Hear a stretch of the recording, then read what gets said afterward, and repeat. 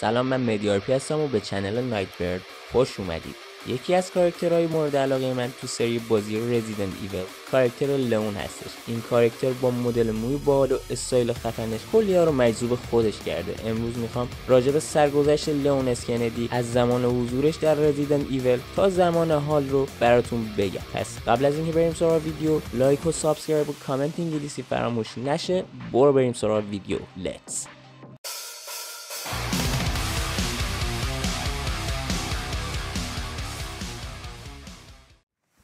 سال 1998 لئون در سن 21 سالگی از آکادمی پلیس فارغ التحصیل میشه و یکی از افسرهای پلیس شهر راکون سیتی میشه. اون روز قبل از معارفه به خاطر کات کردن با نامزدش حسابی مست میکنه و به خاطر همین دیر به سمت محل کارش حرکت میکنه. در طول مسیر لئون در یک پمپ بنزین برای اولین بار با زامبی ها مواجه میشه و هنگام فرارش هم با کلر ردفیلد مواجه میشه و با اون آشنا میشه. کلر دنبال برادرش یعنی کریس ردفیلد میگشت و واسه همین با لئون همراه میشه، ولی در طول مسیر از هم جدا میشن. لئون برای اولین بار در این شهر با ایدا وانگ روبرو میشه و به اون علاقه پیدا میکنه، ولی در حین اتفاقات رزیدنت ایول 2 ایدا از ارتفاع پرت میشه و لئون ایدا رو از دست میده. بعد از فرار لئون و کلر به همراه شری برکینگ از راکون سیتی بعد از مدتی ارتش میاد و لئون رو مورد بازجویی قرار میده، ولی از جایی که لئون در راکون سیتی حضور داشت و راجع به راکون سیتی میدونست و از جایی هم که پای دولت در این اتفاقات وسط بود،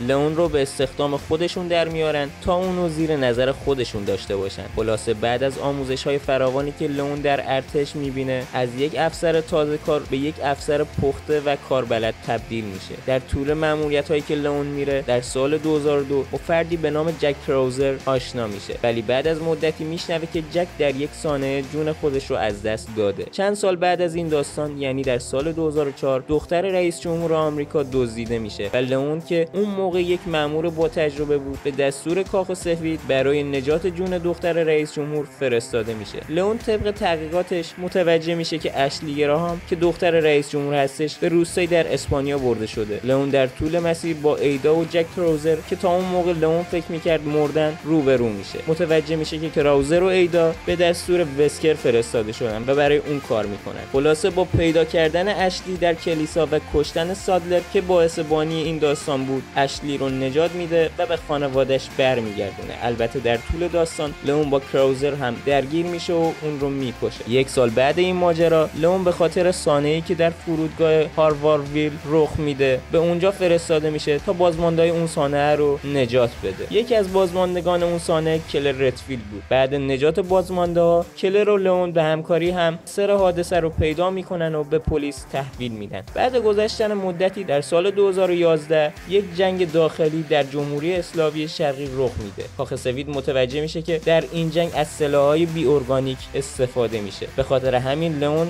و تیمش رو به اونجا میفرستن، اما بعد مدتی به همشون دستور عقب نشینی میدن. اما لئون از فرمان سرپیچی میکنه و میره تا ببینه قضیه از چه قراره. در طول مسیر لئون بار دیگه با ایدا روبرو میشه و این بار با همکاری هم متوجه میشن که داستان زیر سر خود دولت اسلاو شرقی و رئیس جمهور همین کشور هستش. خلاصه بعد درگیری‌های فراوان با زامبی‌های غول‌پیکر در دقیقه 90 نیروهای آمریکایی و روسی به کمک لئون میان و جنگ داخلی به پایان میرسه. 2 سال بعد این ماجرا، یعنی تو سال 2013، رئیس جمهور آمریکا میخواد که وقایع راکون سیتی رو با رسانه‌ها در میون بذاره، اما به طرز عجیبی رئیس جمهور آلوده به ویروس میشه و به هلنا هارپر که یک مأمور مخفی هستش حمله میکنه. لئون هم مجبور به کشتن رئیس جمهور میشه. لئون و هلنا به کمک هم متوجه میشن که تموم این ماجرا زیر سر معاون امنیت ملی آمریکا یعنی دریک سیمونز هستش.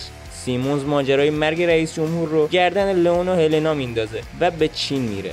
هلنا و لئون هم مرگ خودشون رو جل میکنن و به چین میرن. در اونجا با شری برکینگ، همون دختری که لئون طی اتفاقات راکون سیتی نجاتش داد، رو به همراه جک مولر که پسر وسکر هستش رو میبینه. کمی بعدتر با ایدا و کریس هم روبرو میشه. در آخر دریک رو پیدا میکنه و میکشه. از اون سمت هم ایدا مدارک اثبات بیگناهی لئون و هلنا رو بهشون میده و لئون و هلنا اتهام کشتن رئیس جمهور رو از خودشون برمیدارن. لئون که حسابی از این ماجرا خسته میشه، به مرخصی میره و بعد گذشتن چند سال لئون و هم‌تیمی‌هاش در یک عملیات در حال تعقیب گروهی از فروشندگان سلاح بی‌ارگانیک بودند که از شانس بد لئون تمام افراد لئون به غیر از خودش همه تبدیل به زامبی میشن. لئون که از این قضیه حسابی عصبی بود به الکل خوردن روی میاره تا این ماجرا رو فراموش کنه. در همین حین کریس پیداش میشه و از لئون درخواست کمک میکنه. لئون به همراه کریس و ربکا به جنگ اریس میره. حالا اریس کیه؟ اریس کسیه که به خاطر پرتاب موشک در روز عروسیش همسرش رو از دست میده و حالا میخواد انتقام همسرش رو از کل دنیا بگیره. خلاصه بعد از موتورسواری های فراوان و کشتن زامبی ها به اریس میرسن و در آخر اونم از پا در میارن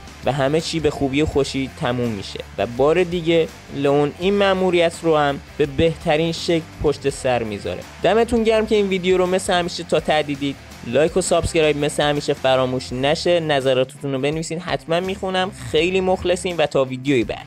بدرود، خداحافظ.